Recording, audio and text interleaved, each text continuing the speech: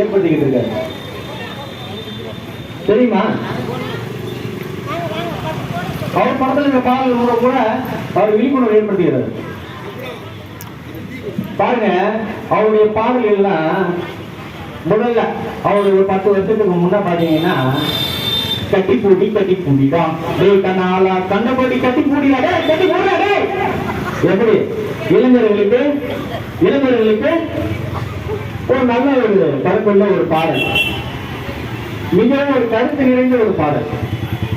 இப்ப சமீபத்துல ஒரு 5 வருஷத்துக்கு முன்னால ஒரு பாடல் பாருங்க.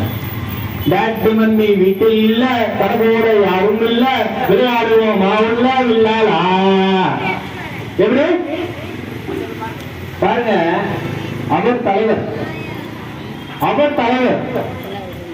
இவர் பாருங்க, அவர் வந்து சமுதாய சீர்திருத்தத்தை ஏற்படுத்தினார் அவர் படங்கள் மூலமா, அவர் பாடல்கள் மூலமா.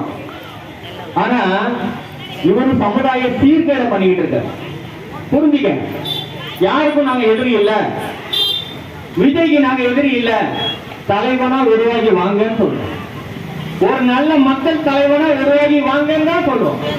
யாருக்கும் நாங்கள் எதிரி இல்ல. அப்ப ஒரு 5 வருடம் 10 வருடம் 15 வருடம் கூட எடுத்துக்கங்க, மக்கள் தலைவரா உருவாகி வரும்போது நீங்க அவருக்கு வாய்ப்பு கொடுங்கன்னு தான் சொல்றோம். மக்கள் தலைவரா உருவாகட்டும், காமராஜர் ஐயா மாதிரி எல்லாம் தெரிஞ்சுக்கிட்டோம். இல்லைன்னா வெறும் அதிகாரிகள் தான், வெறும் அதிகாரிகள் மட்டுமே தான் நம்ம நாட்டை ஆளுவாங்க, அவரால் ஆள முடியாது. இந்த விடிய திமுக அரசு பதவியேற்ற நாள் முதல் கொலை கொள்ளை கற்பழிப்பு அதிகமா இருக்கா இல்லையா? ஹலோ, உங்களாதான் கேட்கல, அதிகமா இருக்கா? ஒத்துக்கிறீங்களா? நான் இப்ப ஏதாவது இல்லாதத